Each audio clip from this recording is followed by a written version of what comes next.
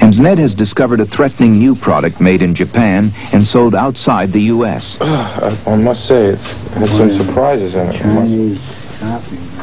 It looks like the Steinberger base, but it is made of wood and costs only $300.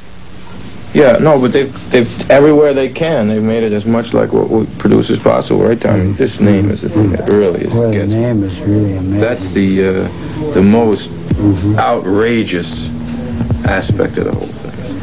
It copies our style, and it takes our marketing, the means of marketing that we've developed, that we've invested in, our name, and the specific shape of this product, okay? Now this body shape here, this is a style. This is an identity. May 20th. Production is at 17 bases, just above break even. Ned is concentrating on his new guitar. The market for guitars is 5 times larger than for basses. Ooh, I really did make a mess out of it. Damn it. May 31st. In a weekly strategy session, Stan J. brings bad news. Where are they selling it? Importers, exporters. The Steinberger factory has introduced a new guitar in Japan and Europe. Boy, that's the guitar, too. You realize they have ripped off that guitar. We haven't even put it out there yet. It makes me sick. It just makes me sick. As long as the Steinberger is sold only in foreign markets, it's difficult to fight.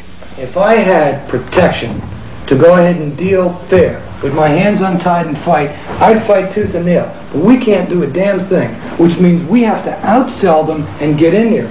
They're watching to see what we do. Because we don't do anything, they're jumping into it.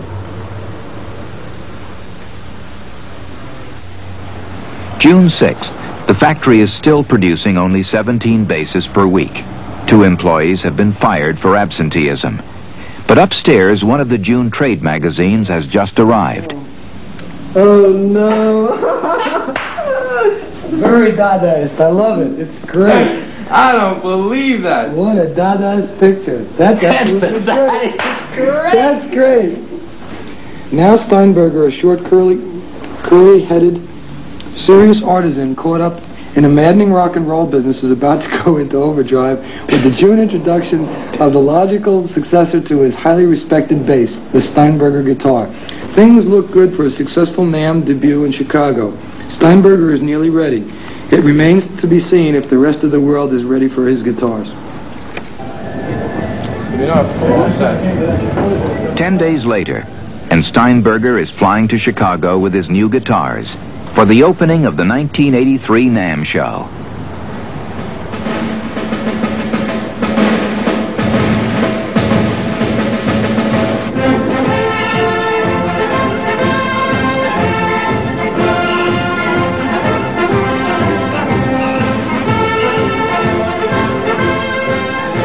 For manufacturers, the show is a once-a-year chance to sell retailers on this year's product.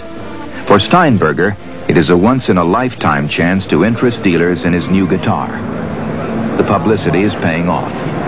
Publications now, once in Rolling Stone and something else too, so he's getting a lot of exposure right now. There'll be a lot more interest in the next month. I'm sure if we can get set up as a dealer, it'll help us out a great deal, I'm sure. Over on the other side of the... That's... Can I try that? Sure. Can I have it? 45 minutes into the show and the guitar is taking off, but Ned and Hap are distracted by a new development. Suddenly, this year, the industry is full of headless basses and guitars. 7 companies on the floor have instruments reminiscent of the Steinberger. Many are within legal bounds. Others have elements that might infringe on Steinberger patents. This particular unit has a plate on the back that comes off. One-piece body, all wood.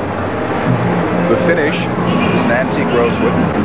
The worst has happened right over there. They've got another knockoff, which is basically the Steinberger, without the Steinberger name. All right. The tuning is off from the bottom. That's a brand new product that we're bringing in.